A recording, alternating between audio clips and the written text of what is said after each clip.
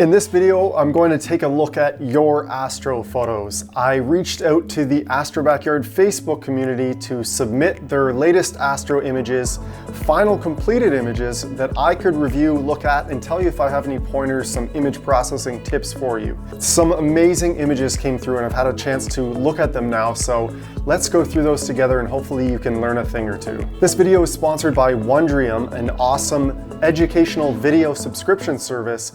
I'll get to that in a little bit. First one we have here by Sven. We've got the Heart and Soul Nebula and the double cluster nearby. Now, if any of you have tried to take a shot like this where you're capturing two different types of targets in the same shot, it's actually a lot more difficult than you would anticipate because the way you would process a nebula and a star cluster are quite different. So one of the biggest issues when you're dealing with a shot like this, shooting a wide field frame like that, if you don't have proper flat frame calibration, it's really hard to deal with those gradients and then vignetting. This seems to be really flattened out nicely. There's not a whole lot I have to critique about this image. If anything, I think a lot of people would prefer maybe even smaller reduced stars around the Heart and Soul Nebula to make that more punchy and dramatic. But because that star cluster is in there too, I think it's just a perfect balance, very natural looking. The colors look great and everything. So I don't have a whole lot I would tweak with this image. Next up, we have the Pac-Man Nebula by FIONA. And Ash, what are your thoughts just looking at this image as a whole? I like the framing. First of all, that's the thing that stands out. I like the diffraction spikes on the stars, they're nice. Yeah, the color of the nebula is nice too. A good balance between that and the dark sky. I agree, I love the diffraction spikes. So this looks like it was taken on a Newtonian reflector. It's really beautiful. As Ashley said, it's perfectly framed. The star colors are just beautiful. It has kind of a soft look, but I think because these stars are very intentionally showcased in this image, it's not like she was trying to just hide those stars and dim them back to get that punchy nebula. I think it's a really well-balanced image with the Pac-Man and the beautiful stars surrounding it. Again, this is an image I would feel very guilty of adjusting. Maybe if anything, I'm a little tempted to boost the saturation just to see what happens there. So just in Adobe Camera Raw on its most simplest level here, moving the saturation and the vibrance. It's going to bring those star colors with it, but some people like this really dramatic looking, someone called it Barbie makeup pink. Now it's all I see, but I really do like that vibrant kind of magenta. The clarity is just kind of a quick way to kind of cheat and get some more dynamic details. So just applying that alone, you can see that boost in saturation. I think it's a good exercise to see, okay, what's your level of taste in terms of saturated colors. Next, we have an image of the Orion Nebula and Running Man Nebula by Robert Leach. Thank you so much, Robert, for submitting this. First of all, I see some incredible details here. He's clearly using a narrowband filter. I can tell by the way that the Running Man looks there that was shot with an H-alpha filter or a multi-band pass narrowband filter. What are your thoughts on this image, Ash, when you see it, just as from your point of view?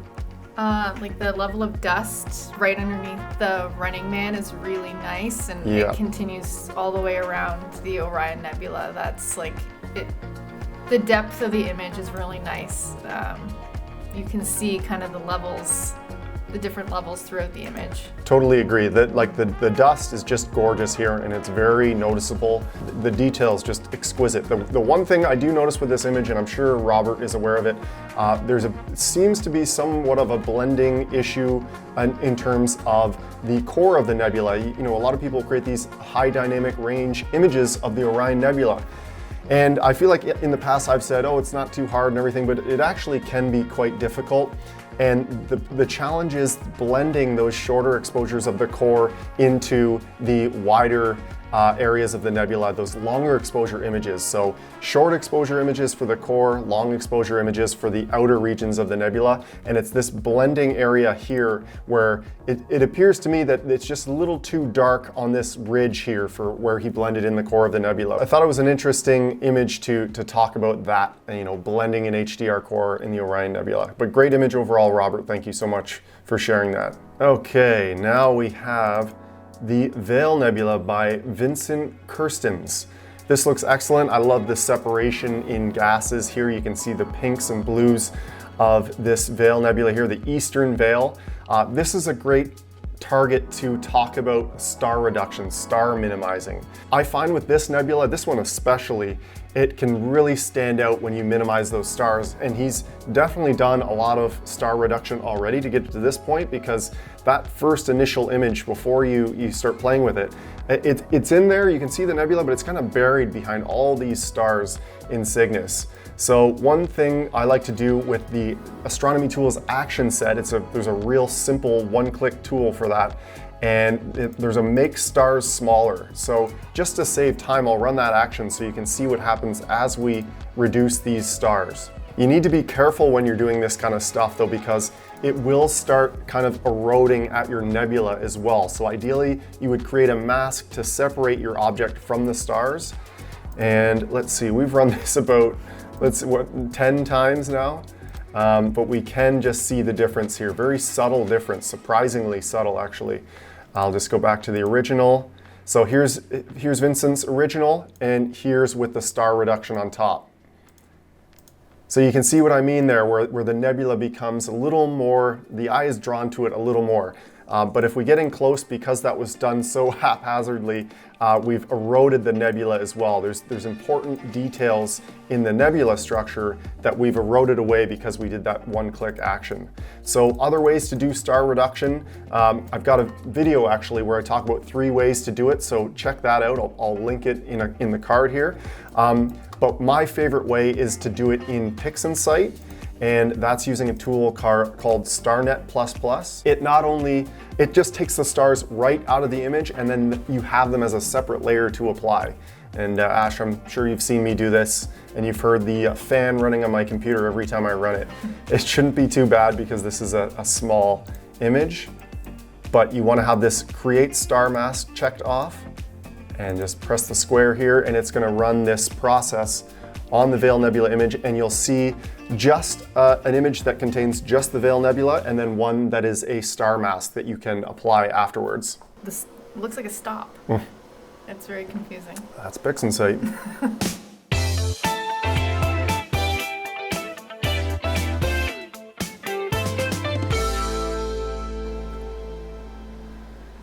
Okay, StarNet has finished here, and look at this star mask file. Here is the Veil Nebula with largely those stars removed. It's not perfect, so what you're seeing there are the remnants of the glow around the stars. So like I said, there's a lot of trial and error here when you apply this process to make sure you've actually captured those stars and separated it from the image. One thing I like to do when you have just your star mask here, there's a process called morphological transformation. It does a great job of minimizing stars, and say we run it at 30% here.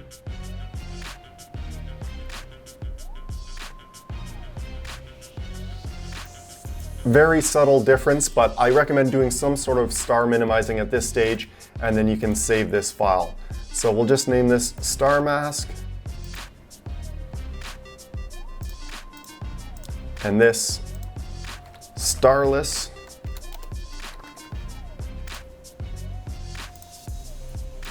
And if we open that in Photoshop, we can put it right on top of our original. So here's the starless version. I'm just going to copy and paste this onto the original. And then our star mask.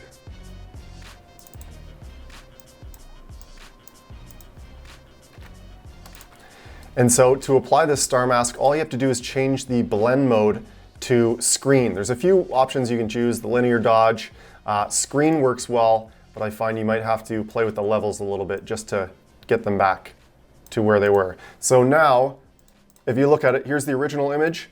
We have a starless one, and then the star layer on top. And then you're able to process each parts of the images independently from each other, which is super handy for stuff like saturation and changing the star size, stuff like that. Regardless, it's a great image overall. I do appreciate that he did do some star minimizing, something very important for an image like this. This one, I just had to laugh. It's like, so you're submitting this image and you want me to tell you how to improve it. That is not possible. This image is so fantastic. This is a nightscape image of my dreams. Like, do I even see like fog rolling over the mountains there? Is that what I see? Yeah, or like auroras. Yeah, the green like, sky glow, the framing of it, the interest of the subject, where this photo happened. This is an absolute... Snow on the mountains. This is a masterpiece. There's beautiful. Anything I did to this image would make it worse. To see the Milky Way like that, I'm sure it must have been a panorama and so much work to capture this much sky. I see the double cluster, the heart and soul, Pleiades, California Nebula, the elephant's trunk. This is just absolutely gorgeous. Even like the stairs in the foreground and like the vantage point of like the grass area leading towards the building, which like points up at the sky. The amount of planning that went into this photo, I can only imagine, and it is so worth it because it's an absolutely breathtaking image. Thank you so much for sharing this. Okay, here's a good one. This is an amateur image of the Orion Nebula, and I have a feeling, without knowing the details, that this was captured untracked and with using short exposure images. It's a very early on photo of Orion Nebula. Looks very similar to my first photo of Orion Nebula, actually quite a bit better. One thing I see in here is that it has an overall kind of magenta purple cast to it. So if you ever want to see kind of, want to balance things out quickly, you can use this set gray point eyedropper in the levels and just bring it back down like that. It didn't do a whole lot, but now that sky is more just a quick way to set the black point so it's not so magenta. Another thing I can see here is the chromatic aberration around those stars, so that purple color fringe there. There's a real easy way to get rid of that in Adobe Camera Raw here. In the optics section, it's called defringe, and we can select the types of colors that we're looking to reduce. And it was pretty well spot on out of the box here. This is the purples that we want to get rid of, and very carefully adjusting this slider. You see how kind of they magically just removed that fringe that we didn't want, yet it retained the actual color and vibrance of the nebula in there. So a little before and after of using that tool. So that can be handy for getting rid of a little bit of that color fringing around stars. I use that one all the time. I don't know about you, but I'm constantly trying to surround myself with positive, smart, inspiring people so I can learn from them and hopefully become a more educated, well-rounded person. I try to learn about new topics I'm interested in whenever I have the time. Whether I'm processing an astro photo or walking the dog, I always have headphones on and I'm always learning about something new. Rudy has no idea how much I've learned during our walks. After Wondrium approached me about doing a sponsored video, I immediately dug into their massive library of video courses and documentaries and series. I started out with a documentary on the Hubble Space Telescope, and now I'm currently geeking out to one called The Great Heroes and Discoveries of Astronomy. These videos are delivered by professionals in their field, like doctors, scientists, professional educators. Kind of feels like I'm back in school, but this time I'm actually paying attention. They're curated short and long-term videos that are so easy to search and explore and watch on your phone or your desktop. The most mind-blowing fact I learned with Wondrium is that the idea and the planning of putting a telescope in space began in the 1920s. A German engineer and astrophysicist named Hermann Oberth talked about putting a telescope in space using one of the rockets he was working on at the time. Fast forward to 1990 and 6-year-old Trevor could now view Hubble's latest picture of NGC 3532. Incredible. You can visit wondrium.com/astrobackyard to start a 14-day free trial or click the link in the description to get started. Thanks again to Wondrium for sponsoring this video. Okay, this one of the Andromeda Galaxy, really spectacular image, so sharp, perfect. We have the details here. Canon 60D modified 70-200 f4 lens on an HEQ5. Wow, those are some very sharp details for using that Canon lens. Very impressive. I love so much about this image. The only thing I see, and this could be a preference thing, is that those, it has an overall blue look to it, and trust me, I love a nice, cool looking Andromeda, and my images always lean towards the cool side of things too, so I totally get it. Some of these stars I feel like might be a little overly blue, and what you can do if you ever want to just kind of analyze the, which channels are a little heavy, just go into the channels in Photoshop here. So let's look at the red, the green, and the blue. You'll always notice, especially with a DSLR, that green channel, the signal is the strongest just because of the design of that sensor. But what I wanted to illustrate here is that I do see that the stars are all quite a bit more bloated in this green channel. Say, look at the difference in the red channel to the blue, just in terms of those stars. See how they're a lot fatter in this blue channel? So you could try something like a star reduction on a per channel basis, just as an experiment. I've just taken that blue channel out. Again, my quick and dirty way of reducing stars, make stars smaller. It doesn't get simpler than that. And now I will copy this blue layer and paste it back in. And you'd be surprised at the difference it makes to the image overall. So let me just grab our entire image just so you can see a before after.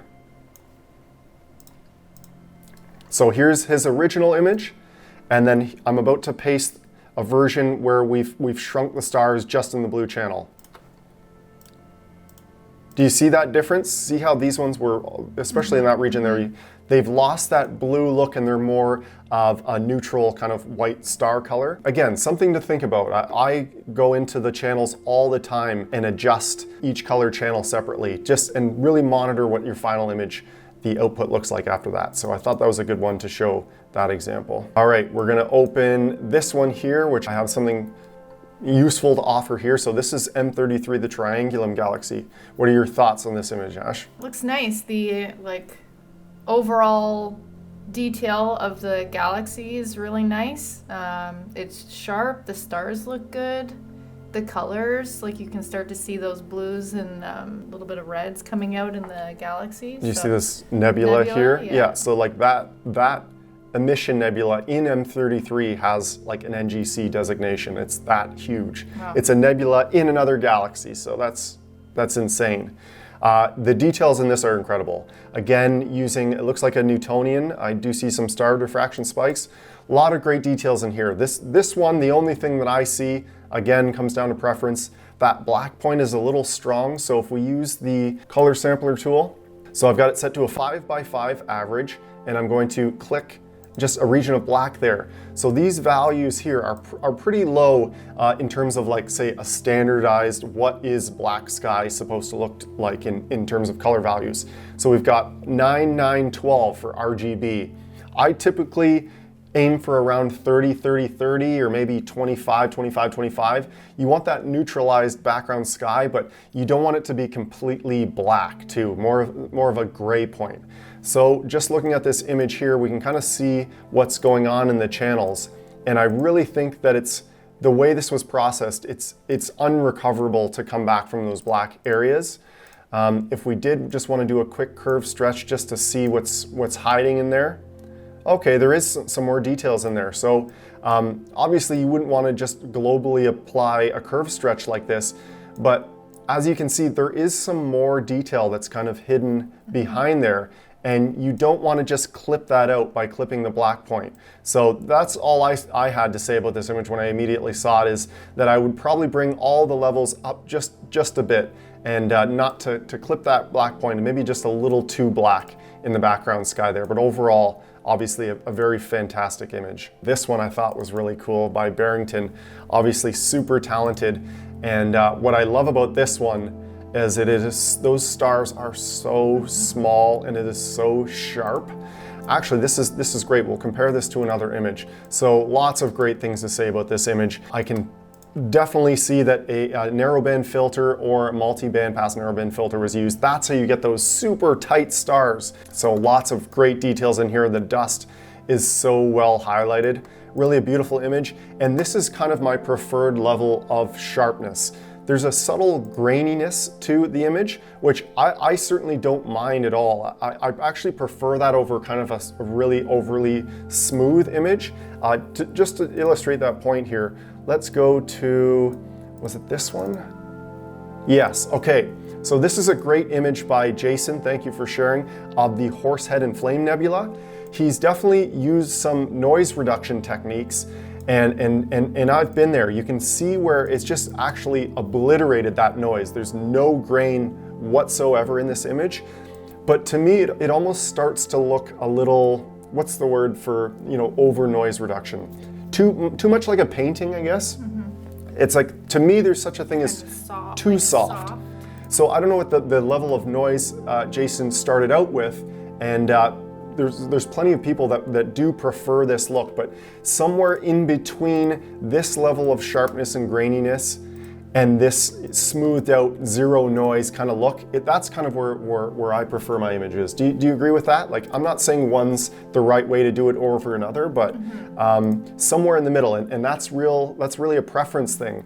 And I always find it funny when someone shares an image and they say, you know, or it's too sharp. Like, it's matter of fact, your image is too sharp. It's like, it's exactly as sharp as I want it to be. So, well, and it depends on the kind of whatever look you're going for too, right? Like, this might be a little bit more artistic, dramatic look for the image that maybe they're going for versus what somebody else's goal for their image might be. So, right, you could argue that this look is more artistic, and especially with those colors, and it's a little more orange than I'm used to seeing too. So just a fantastic image, both of them. But I think those are great for talking about that. I want to thank everyone that submitted their images for this video, and I was blown away. There was over 200 submissions in just a few hours, so I'm sorry I couldn't get to them all, but we'll have to do this again real soon because it was a lot of fun. I hope that you guys all got some value out of this video and learned a few new things. Until next time, clear skies.